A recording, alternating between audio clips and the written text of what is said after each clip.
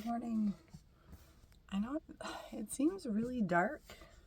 It is really dark. It is really dark. I'm just gonna say I'm still waking up a little bit. Can I use that excuse? Let's see if this helps. That seems to help a little bit. It's raining in Southern California, and because of that, we got a lot of cloud cover, and I'm trying not to drain my batteries too much, so I'm not using the lights in my house right now because I still have work to do with my day job, which requires computer power, and I also am planning on making a cup of tea. So my little kettle is going to draw quite a bit of power. Ugh. This is like just a super generic, consider this like a video diary, super generic little update for you guys. I'm going to ramble. You're welcome in advance. Welcome to van life. It's raining outside. We went for a walk, and you can see my coat is hung up across the door there. Dora's is down on the floor. Hers is completely soaked through.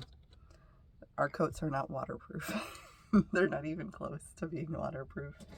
And that's okay. It very rarely rains out here, and it's rarely cold enough to wear a big coat, but I saw this forecast coming in advance, and originally they were saying it was going to be, yeah, this is my little portable kettle. Isn't it cute?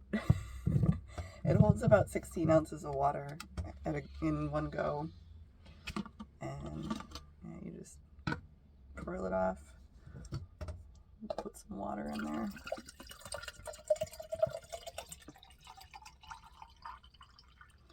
And before y'all harp on, oh, you use bottled water, I actually refill a big giant, not giant, I refill a big 3-gallon container at our local water place, and just refill these little plastic bottles using that. But I found these way better because I don't have an efficient way to clean bottles in my house. I really try to avoid washing like a sink of dishes and things like that. I try to be super thrifty with the water I use. So I've found it works much better to just have 1 or 2 of these liter water bottles, and I can reuse it for various things. So like this one, I've got a bunch of electrolytes in. This one that I use to refill is just plain water. And then if they start getting scummy at some point, like my electrolyte bottle ends up getting scummy after a couple of months, I just throw it away and get a new one. And you can say, oh, that's super wasteful, blah, blah, blah. But I could be wasting gallons of water trying to clean these stupid things, or just replace one every several months and call it a day. So there's really no perfect way to live in life. You're gonna fuck up something. You just gotta figure out, what are you comfortable fucking up? So I'm drinking Rooibos. I love Rooibos. Sometimes it loves me back, sometimes it doesn't. I have a lot of intolerances with things. It's ridiculous. It drives me batty. You might notice, I don't know if it shows up on this video, the lighting might be good enough. My eyes are a little puffy. I've been having a lot of histamine flare-ups lately that I can't quite get under control. Benadryl doesn't really do much, except, funny enough, it's supposed to make you sleepy.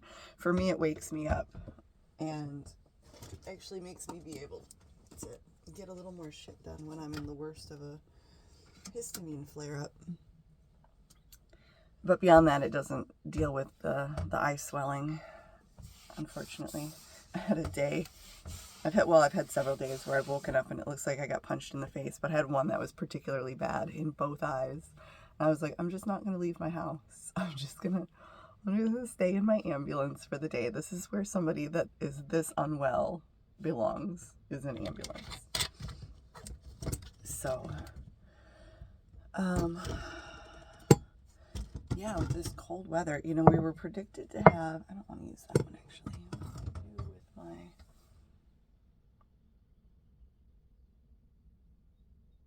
What did I do with my teacup? That is really strange. Honestly, you guys, I don't know where I put my teacup. Okay, I guess I'll use this one over here instead. Okay, there you go.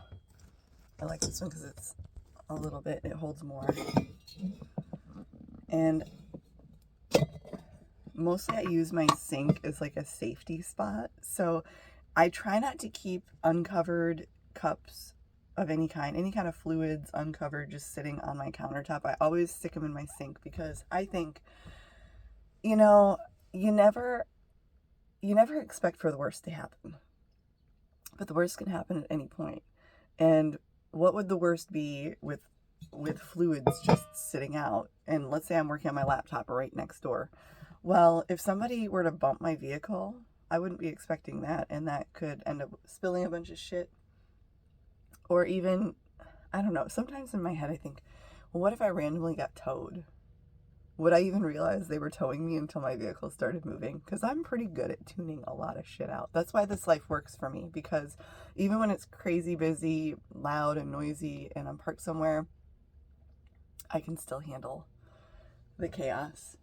I have a very good tuning filter where I only hear what I want to hear when I'm working. So I think about those things. And also when I leave my house, I think the same thing. So I'll put anything spillable in the sink, or if it's something that could break if it fell off my counter. And I unplug everything. I never, ever, ever leave anything plugged in electronic wise. I don't remember where I read about it, but I see a lot of reports online from different people that have bans and conversions and things like that. And it seems like one of the number one reasons of complete obliteration of their house is fire. I do have a little, whatever the fuck. Ugh, come on, brain. I have a little extinguisher. But if I'm not here, it's not gonna be worth anything. So, so yeah, so when I leave, I don't have anything plugged into my outlets. I turn everything off as much as possible. They were predicting that we would see maybe freezing temperatures overnight this week. So I prepped by winterizing my little water sink. So I don't even have running water in my sink right now. I disconnected the pump and drained it, and drained the whole line. And then they changed the forecast. So now it's going to be in the 40s the whole time. But I'd rather be safe than sorry. It would be a real pain in the ass if I blow out my water line and have to fix it, because the way it runs, I would have to do major demo in my house to fix it, I think. It runs back behind this counter, behind a bench seat, behind my water tank, which is almost full. Yeah, that would not be fun at all. So those are the things that run through my head a lot of times is, okay, how can I mitigate horrible things before they can happen? And anyways, so it's a very quiet time. If you don't like solitude, I don't know, you would end up spending a lot of money, I think, as a van lifer if you don't enjoy solitude at points, because you'd be constantly roaming around trying to find things to do and distractions, which would be pretty easy to do. But I like just settling in one space and hunkering down and doing shit that's important to me, and not just busy work, not just distractions. I think I've really become an old lady this past year. I think about, oh, I could go out dancing, or I could go to a club or something like that, and then I'm like, I'm tired. I think it's 7:30. I'm gonna get ready for bed. Yeah, that is my thing now. My health stuff hasn't helped.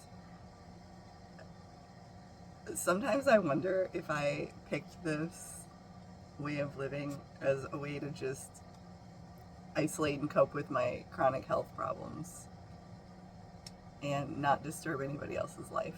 It's really hard being in any kind of close relationship when you have chronic health problems, because a lot of the things, like I say, okay, my eyes are puffy. Well, most people, if I told them that my eyes are puffy, they'd be like, what are you talking about? They look fine to me.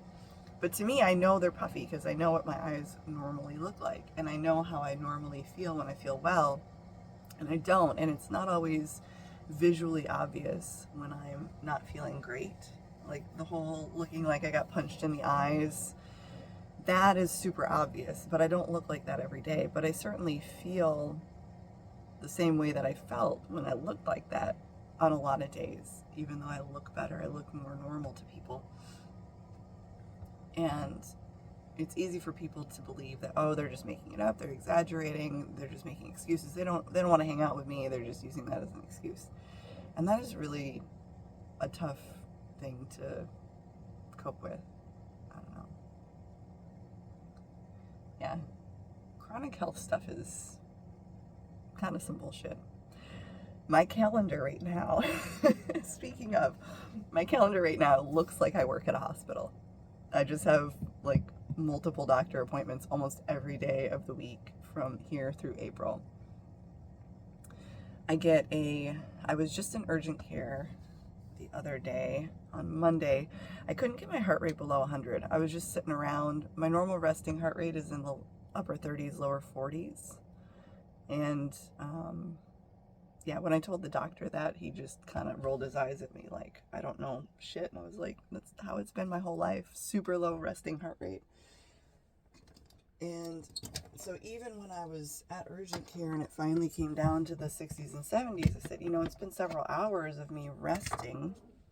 And my heart rate is, by all arguments, still almost double my normal resting heart rate. Like, this is unusual. And he's like, yeah, but it's normal for other people. Yeah, but normal people are like smoking and drinking and eating shitty food and not exercising on the regular. And like comparing how I live and manage my health to them for heart rate doesn't make any sense. So, but there's only so much that urgent care can do anyways. I wasn't in immediate danger. It wasn't like I was going to die, but man, it was really uncomfortable because when your heart is just racing that much and you're just standing around, like the sweat was pouring off of me. It was running down my arms and my legs, and I was like, this is so weird. I'm sweating more right now than I sweat when I'm doing my hardest workouts. So that was interesting. But yeah, I was in urgent care for that. Didn't really have any answers. As usual, all my labs look normal and healthy and amazing. And so I was happy, though, that this guy finally, he said, well, I'm going to order some follow-up tests for you to do. Because he can't really refer me to cardiology since my ECG looks fine and all my blood work is fine. So there's no reason to send me to cardiology according to that. And he said, well, I'm going to order an echocardiogram, and I think it's called a Holter test. It's basically this patch monitor you wear on your chest, and I have to wear it for 2 weeks, and it'll just monitor my heart rate 24/7 for that 2-week period to see if there's any kind of weird abnormalities that way. So I get that on Tuesday? Yeah. Because I was going to get it on Monday, but the time available would have conflicted with another doctor appointment I have in a completely different town. So there was no way I was going to make that work. And yeah, and then I have blood labs I have to do on Tuesday morning as well in a different town. So I'll be doing like one of these to get all my medical stuff done first couple days of next week. I'm hoping something turns up, but also hoping nothing is wrong with my heart. So it's a mixed bag. Like, I want to figure out what is it? What is causing all of these issues? I don't tolerate histamines. I can't eat any plants except for even this rooibos isn't great for me. I will definitely have some eye puffiness from it, but for a different reason, not because of histamines. Yeah, I can tolerate stinging nettle pretty decently, and some rice a little bit. The problem with rice is it's high in heavy metals, and I have mercury toxicity right now. I'm telling you guys, it's a fun little shit show over here. So, um, gonna start working on detoxing for mercury because we just found that out. And then my B vitamins are super low, which is strange because I eat so much meat. My B vitamins shouldn't be low, but they are for some reason. So have to figure that out. A lot of lab markers are pointing towards malabsorption issues. So we don't know why that is. Like, we're finding some stuff, but not the why. Like, the reason these are popping up doesn't make sense with the way that I eat. But we shall see. I also want to check into mold toxicity because I lived in this farmhouse when I was younger, and I was talking about it with my mom just a couple days ago. We were remembering about it. She's like, well, we had all those gas leaks. We kept having like propane gas leaks in the house, and then we ended up having a sewage leak under the house because it was septic and well. And me and my mom, we just kept getting sick. Like, my dad was kind of okay, but my mom was the worst because she was at the house all the time. I went to school, but yeah, me and her kept getting sick and couldn't figure out why for all these different reasons. And you would think a septic leak would be really obvious, but you didn't smell it until you went down into this one room of the basement. But in the main house, there wasn't any odor that you could be like, oh, that smells like septic. Yeah, so we had all those issues. I would not be surprised at all if that house wasn't covered in mold on top of it. Yeah, total shit show on all those fronts. So a lot of things to dig into. I'm really glad I have good health insurance right now. Because even with that, because I'm going through a functional medicine doctor for a lot of it, I'm still paying out of pocket for a good majority of it, but it's not something where I think, oh my God, I'm going to go bankrupt over this, trying to figure out my health. And yeah. Anyways, I told you guys I was just going to ramble for a while. This is what I do with my best friend Billy too. So we use the Marco Polo app to do little video messages to each other. And we just ramble. Every single day we send a bunch of messages to each other. We are literally best of friends. I fucking love her. I wish everybody could find a friend that is as amazing as she is a friend to me. I don't know. I feel super lucky to know her. Even though we're super far away right now, she lives up in Washington still. And I'm down here in SoCal. And she did come down this last summer. She just, on a lark, she was like, hey, I'll see you in like 24 hours or something like that. And just bombed down and spent a couple days. That was fun. I think I want to do that again, but God, we're getting so old. But we went to this music festival out in Atlanta one year. I was still married at the time, and my husband was, well, there's a reason I'm divorced.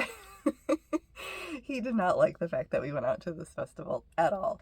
But we had so much fun, and we just like bombed around like two crazy people in our own little world. Like, the festival was made specifically for us, and everybody that was there was just to entertain us, and we didn't care about anything else. So that was a good time. I think about that. I think, oh, that'd be fun to do again. And then there's mornings like today where I had to walk up a slight incline from the beach, and I was so winded I was ready to pass out. My heart was like, we're dying. We're definitely 120 years old right now. I think. No, I don't think I can go to a music festival right now. I don't think that's a good idea. Definitely not a good idea. Maybe next year. One of these days I'm going to get to being young again. I'm going to resume my aging in reverse. When I turned 30, I thought the world was over. I'm 38 now. I thought the world was over when I was 30. And then at 31, I realized that's some bullshit. That's just crappy stories that other people have told me about growing up. I remember my sister, oh my God, I turned 30 and it's horrible and it's, I'm so old and my life is over. And so I kind of carried that story around with me for a little bit until I realized that's not my story. That's her story. That's some bullshit. I'm just going to make it up as I go. I'm going to be 14 years old forever. And that has been my mission in life ever since, is to just be a perpetual 14-year-old. I think it's working out because I imagine that there would be a 14-year-old version of me. Since it's perpetual, there are different versions of 14 for me, who dreamt about living out of an ambulance. It's kind of like living in a giant tree fort or like a little table fort. You ever built those when you were a kid where you drape blankets over chairs and tables? It's a little bit like that. Sometimes I lay in my house and I just imagine like, okay, what do I want to turn this area into next? And I can just do it pretty easily without a whole lot of extra thought about it. So next project I'm going to be doing is, if you can see right over here. Okay, see this? See that? That's an oven. It's a microwave oven / air fryer / convection / it's an energy hog is what it is. It's an energy hog to obliterate your food. When I bought it, it was partially converted already. So that was already in here. And I just thought, well, I don't know. I mean, that's kind of cool. Maybe I'll want to cook something until it's, completely dust of the earth. That might be fun. But it consumes so much energy that it really only makes sense if I'm hooked into shore power, which I'm not hanging out at RV resorts or anything like that. It's kind of silly, really. So I want to rip it out. Right now, I just store like socks and underwear and bras in it. I keep it right there by the door in my swimsuit. Like, the things I'm going to need to grab super fast, I keep in there. But it's not even a convenient storage space because, microwave ovens and all, they're heavily insulated. So it has an inside wall like this of wasted storage space for the outside footprint that it uses. So what I want to do is rip it out and replace it with an actual storage cabinet because I would almost be able to double the amount of storage space there. And it'd be way lighter. I don't know. I don't think they weighed that much. Probably like, 50 pounds? I think that's about what the fridge was that I took out, and it wasn't that bad. It was mostly an awkward shape is what it is, like weird to grab onto and hold, but it's not really heavy. So I'm going to rip that out, sell it. It's brand new. It's perfect condition, brand new. I know it looks like it's been used. It's just covered in a bunch of my drawings. It's my art board right now. So that's going to be a project. But yeah, I think about stuff like that, like, oh, okay, if I wanted to do this and this right here, it's a lot simpler to implement something in 80 square feet of living space than a 2,000 square foot house. That's what I had up in Washington before I ran away and found my life.